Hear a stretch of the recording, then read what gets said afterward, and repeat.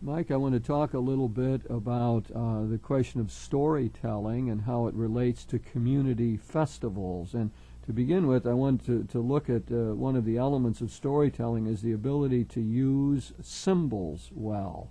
I think what we've learned both in the field of theology and your field of popular culture is the great importance of signs or symbols. In fact, since the Second World War, we even have a discipline that has developed that we know as semiotics, the whole discipline of trying to study signs from many different aspects. We've had a lot of French influence along this line and certain develops in the United States. And I think you teach courses along that line of the understanding of signs, do you not? Let's spend just a little time trying to get a hold of that discipline and what that discipline's trying to do and some of the major themes in it. Well, I think that the study of signs or semiotics is indeed a relatively sophisticated endeavor which tries to look at the way in which the physical world and signs within the physical world take on special meaning. And layers of meaning, as a matter of fact. And individual signs or signifiers can indeed mean many things to many people, but they also have interrelationships depending upon the kinds of what the term is cultural baggage that people bring to them. There's a lot of these studies intersect. So, for example, communication studies have become relatively sophisticated since World War II, when the idea was that we had a mass audience out there and we could give a single message, and as with a hypodermic needle we could get a particular effect. That certainly has been proven to be quite wrong, and that, as a matter of fact, people will receive messages in highly individual ways. Now, it's also true, though, that there are ways in which they share the messages, and that is, there are messages or parts of the message which are commonly understood by large numbers of people, but then there are also individual ways in which people understand a message as well. So it's both that's really going on at the same time. So linguistic theory has been an important part of this study of signs, because one of the reasons is because language is the most fundamental symbol system that we have. Language affects what we know, how we perceive the world, and how we value the world. And so linguistic studies, again, have multiplied in the last few decades and really have helped theology and other fields. But fundamentally what we understand is that to learn the mother tongue is to see the world in a particular way. So if you are an Eskimo and speak the native language, you have all kind of words for snow. Because you have to distinguish out and differentiate. It's part of your experience. And other people in the world got one word, snow, and it sort of masses a whole bunch of ideas, but does not allow you to discriminate the different ways in which human beings interact with snow. Correct. So it'd be an example of that. So language determines what we see and notice and even what we value. Well, language creates a framework and within which we operate, in effect, and that's what signs do. Signs, or the study of signs, shows us what that framework is that we live within and what these things mean, and we can't ignore them. Semiotics, of course, developed as a discipline that was attempting to become respectable, scientific, as it were, and that's been a motivation for a number of the social sciences, which have tried to become more like the hard sciences. But linguistics took that turn as well, tried to become a more respectable science, and I think as a consequence of that, though, lost some of the larger context, and so people began to look at signs almost in isolation from the rest of the story form or the rest of the culture. And I think that was a serious mistake, because they began to look, instead of looking at the whole film, they would look at 7 frames of the film and begin to study the composition of the frame and begin to look at the juxtaposition of obvious symbols with other obvious symbols and so on. And while that study is necessary, it's only useful if it's put back into the context of the whole. Right. It would be like taking, say, the Bible stories and, say, the story of the Good Samaritan and studying just the symbol of the Samaritan, which is an extremely important symbol in the New Testament, representing the aliens, and it has a long history of people that are of mixed blood and worship in a different place and way, and antipathy created, etc. You would study that symbol, Samaritan, but forget to put it in the context of first of all, of the parable of the Good Samaritan, and then forget to put it into the context of the gospel as a whole or of the Bible as a whole.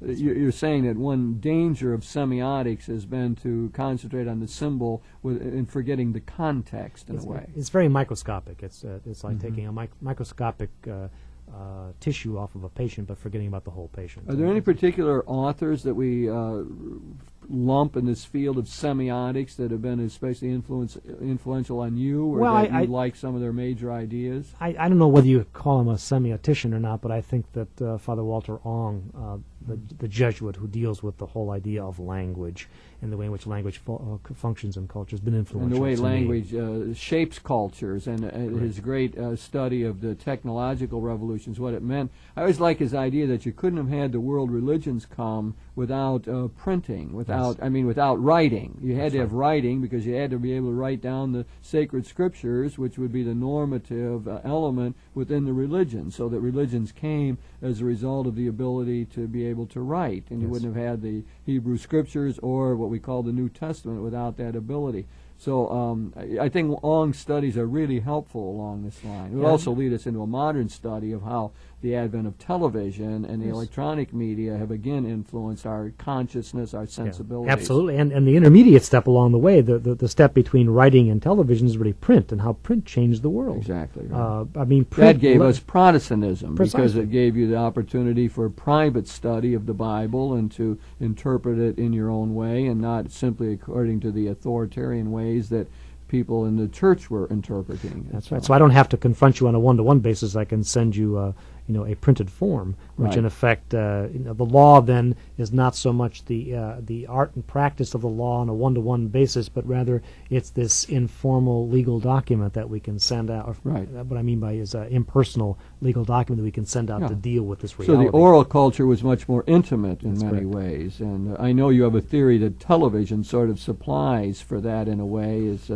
becomes our focal point. It has become our new storytelling form for this particular century. I'm sure it'll be replaced by something else down the way, but it has attempted, I think, to reintroduce some intimacy to storytelling in a way. And that sounds, I know, contradictory, that how can a mass medium become intimate? In point of fact, television does reach us in ways that were otherwise not able to be reached, and it does that. It does it very effectively. Mike, are there any other authors in this field of semiotics that you want to raise up? And I don't want to push that. No, too far, I don't. I think that certainly one of the most powerful ones on a national scene, and I would put him into a category really of a mythologist more than a semiotician, and that's Roland Barthes, who tends to, looking at it from the point of view of French culture, he then comes and looks at American culture and takes things like wrestling and talks about the dramaturgy of wrestling, which everybody just sort of puts aside, and he treats it very seriously as a kind of morality play, and how this is all worked out.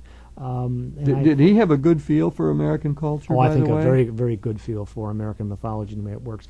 And I've often found that British, another quasi-semiotician is John Fiske, who's now at the University of Wisconsin-Madison, and he has a book called Reading Television. And a large part of that book is a semiotic analysis of television's message system and so on. But I found that the British, the French, and to some extent Israeli critics have a very fresh perspective on American culture, because what they can do is they can look at it from their perspective of the other culture, and help us better appreciate our own culture. Do you have any other examples like that, other than that wrestling one? So he saw the wrestling as a morality play. You got the good guy and the bad guy, and it's all precisely. Played He has out in some ways. he has on clothing. He has a wonderful essay, which is a little out of character with this show, perhaps, but it's a wonderful article on striptease as an art form, and he's looking at it from the French perspective rather than the American perspective. But nonetheless, he looks at everyday culture. He looks at particular films and particular story forms in both cultures, and makes the point that there is a certain basic mythological pattern working through these particular entertainment forms or story forms that we find in the culture. And I think he's very effective. His one on wrestling, though, is perhaps his most famous singular essay dealing with the popular mythology. Yeah, so that helps to fill out the picture and give us a sense of what these authors are doing. Yes. They're looking at the culture as we know it. They're very interested in the major symbols or signs that they see there. They analyze them in detail. And your hope is that they keep them in some sort of larger story context, so that it doesn't become too isolated a kind of study. Yeah, I think that's the problem of contemporary society, is that we've developed over-specialization, so people know a great deal about a very little segment of culture, and therefore never really contribute to the bigger picture. And I'm greatly frustrated by that when I see it. Now let's turn with that sort of background, Mike, to talking a little bit about these community festivals that we know. I take it, well, give me some examples. World fairs you have in mind? Well, world fairs are certainly one way in which we as a international community celebrate, and we have done that consistently since about 1850, and that's an interesting phenomenon. But so I think are state fairs and county fairs and local festivals. I think, finally, I would say that any community that has a good sense of itself will have evolved a festival or fair, which defines it to the outside community. In Northwest Ohio, for example, I'll give you a couple of quick examples, but one is West Unity, Ohio. Our neighbor to the northwest here is a community, small community, but a very vibrant community, and they have an annual festival called Eggenfest, and it occurs every June, and it's a created festival. That is, it was established in the early 1970s as a way of bringing people back into the community who had left the community, and also for the people in the community to celebrate what it is to be a member of this West Unity. It seems almost like a religious kind of event. Oh, it is. It always happens the last weekend before full summer, and it's an attempt to before people go off on vacations to say, this is what we are. We value what we are. We find, and there's a reintegrating element, or trying to deal with alienation in a way. That's correct. It would almost sound like the ancient rituals in the church where through penance and Lenten season there would be people who had sinned would be outside the community. They wouldn't be able to stay for Mass and be in sackcloth and ashes, and then on Holy Thursday the bishop would come and welcome them back into the community, and they would be reinstated and begin to be able to share in the Eucharist again. Well put, because I think what I found in my studies of these local community festivals, that even, there are the tensions in any community between factions, but those factions are put aside during the festival. I've heard this time and time again, that any warring factions, any political factions within the community are temporarily healed while the community celebrates what it really is. And this is time and again and again and again. And I've studied festivals from New Orleans to Thompson, Manitoba, which is 750 kilometers north of Winnipeg. And so I've seen it repeated again and again and again. And pattern is there. So part of the pattern is that you set aside the things that have divided you before, including things like grudges and personal animosity, we hope. That's correct. And during this time, we function more as a community. That's correct. What about Mardi Gras in relationship to that, and the question of whether you have a black segment, an Afro-American segment of Mardi Gras, and whether you really come together in some that would overcome racial barriers in festivals? Well, that's a very rich issue, and because, of course, the most elaborate of the Mardi Gras celebrations is really Carnival in Rio de Janeiro.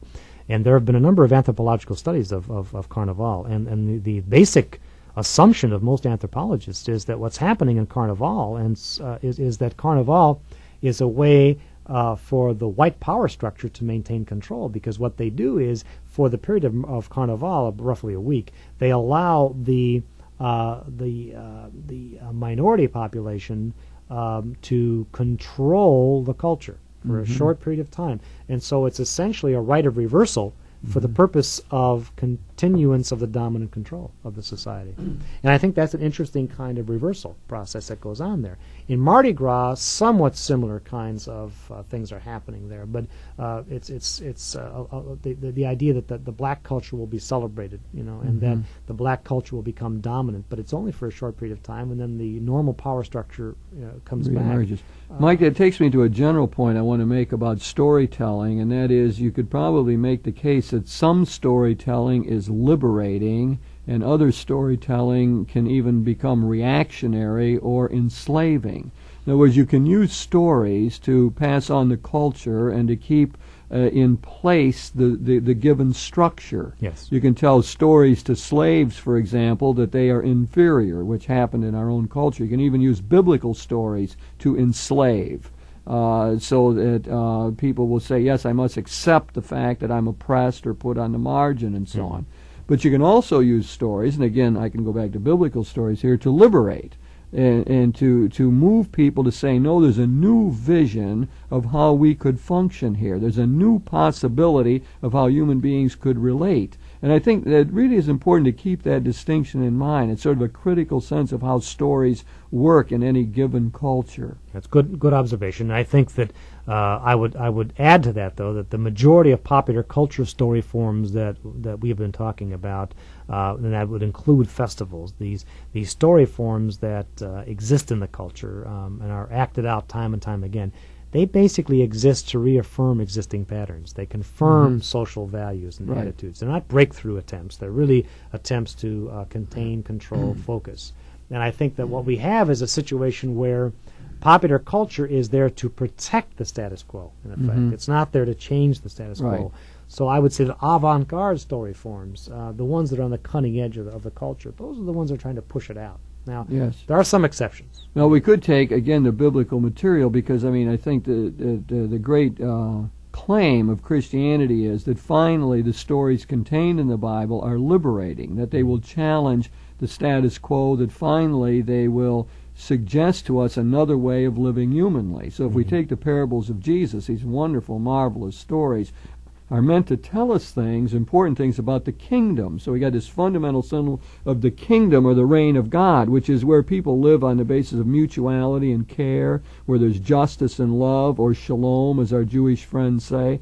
That is a powerful image, but it keeps running up against the reality. It keeps coming up against a world where people relate often on the basis of control or domination, where there's wars and repressions, and people are kept at the margins. So the kingdom ideal, that great symbol, and the stories of Jesus tend to break that up and to challenge that.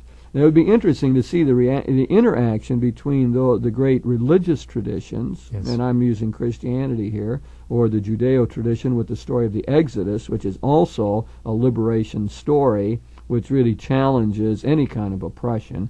So to take that Judeo-Christian tradition and see how it interacts with the popular storytelling that we would find in festivals and so on. Well, in festivals, of course, what's interesting about festivals as you examine them is you realize there are two story forms there. Actually, in every festival, there is the story form for the locals, the people who live there, the people who interact there. And then there's a story form for the outsiders, the visitors. And they're very distinct. Sometimes there are actually distinct activities for both groups. But more often than not, it's just that there's another story form for those who are part of the community, and that is a kind of reinforcement, it's almost a kind of sanctioning of the status quo. Can you give examples of that, Mike? Well, I think in the case of Thompson, Manitoba, for example, which is I spent some time there both in the summer and in the winter to study their summer festival and their winter festival. In both cases, the festivals are organized around work. In the case of the summer, it's a celebration of mining, because it's a mining community. They have the King Miner competition. And basically what they're reinforcing is the white Anglo-Saxon, well, it's almost exclusively a white culture, but it's a mixed base, but it's primarily white. It's a celebration of that imposition of white culture on essentially native Cree culture. In other words, the Crees were there first. This community was formed in 1957 to harvest, to in a sense mine the nickel deposit they found there, which is the largest in the world. And they celebrate mining as a workplace. It's a reinforcement of that process, a reinforcement of the importance of mining. And I asked why there were no natives in the competitions, and the answer was, well, they could if they wanted to, but there are not many of them, and they don't work in the mines, and so on. The point is that culture is obviously the dominant culture, and it's being celebrated. In their winter festival, they had the King Okima competition, which is the big chief of the North competition. And that again, is a focus on survival skills in the wilderness. So they do everything from have dog sled races to survival skills, which include setting traps, building a fire in the wilderness, and so on. And now the native people's stories can be told. Now the native story, that's right, can be told because that's acceptable. It's part of that whole mythos then that's brought out. So they create a vehicle whereby these stories can be told. But while I was there, it was interesting. There were many examples of hostilities betwixt the two peoples. I'm saying now, even though the white population was Portuguese and British and Irish and so on. I mean, they're a mixture there, but nonetheless, the white culture and then the native culture, examples of it were all over the place. There was high tension between the two of them, yet that was never discussed, and that was put down in a sense. It was covered over.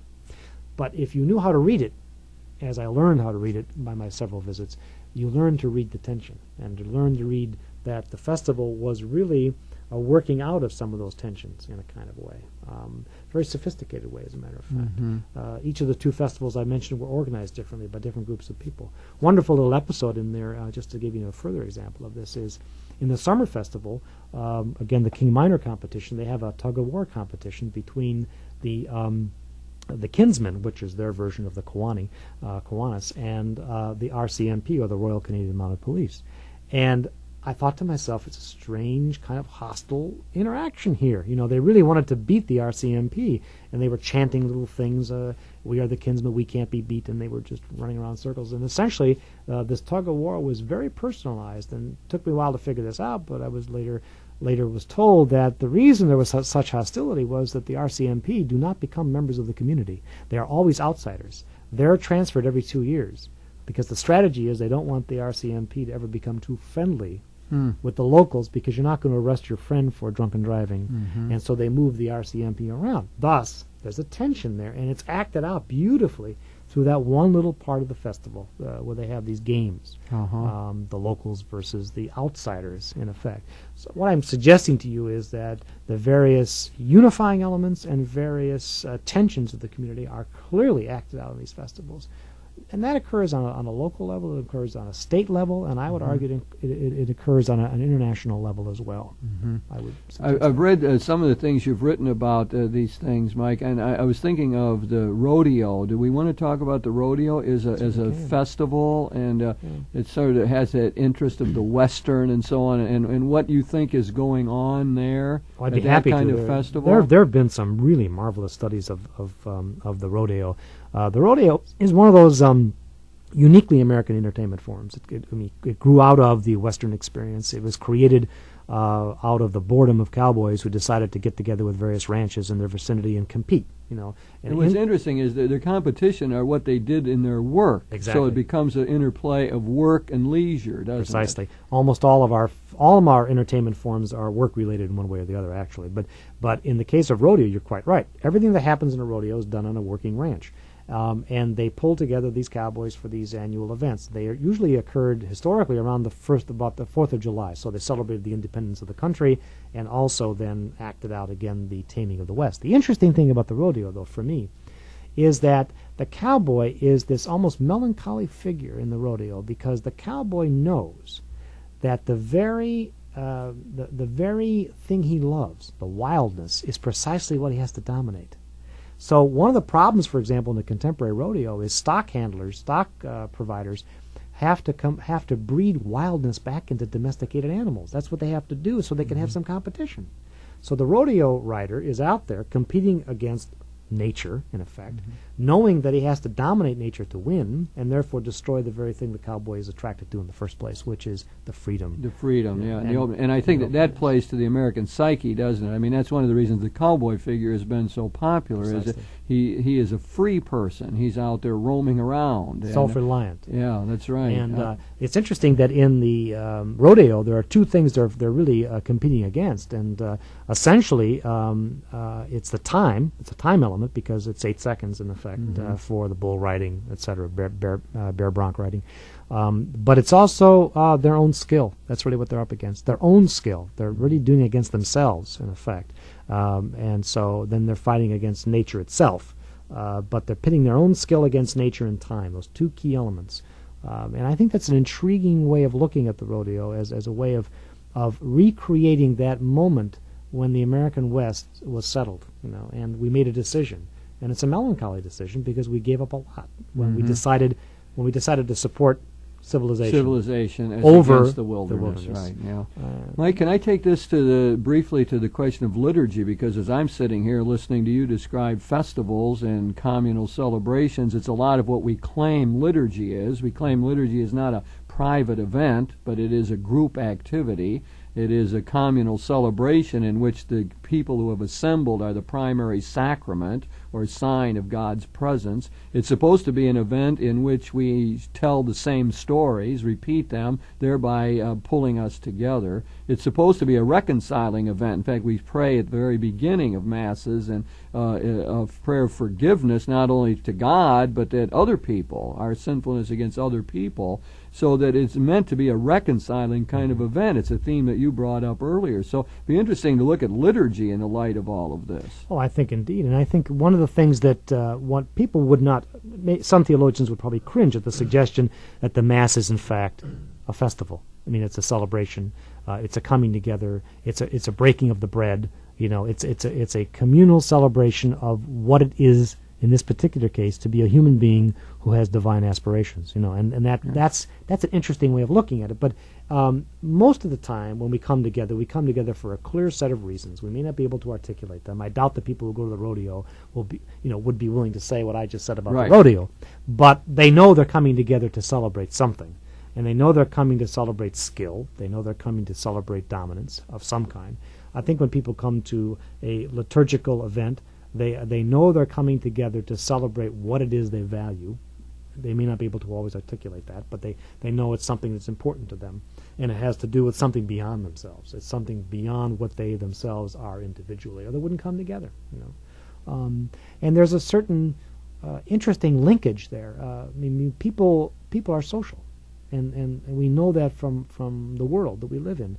And we're social. We come together. We have to celebrate together. We can't celebrate alone. Mm-hmm. That's well put, Mike. And, it reminds me of the great value of a dialogue between theology and popular culture, and especially the study of signs, philosophy of signs, semiotics, and so on. There's so much we can learn. In fact, we're just on the edge of this liturgically. I mean, finally, the writers in sacramental theology are beginning to listen to the people who know about symbols, and that will be the next great step we'll take forward in liturgical studies, and my hope is it's really going to help us to do that. Mike, I really appreciate the dialogue, and I find it to be extremely stimulating to me as a theologian, and what you know about popular culture is absolutely crucial to the work of the Church, and in this case, the liturgy especially. It really is, as you said, a festival, a common celebration of God's presence in our midst.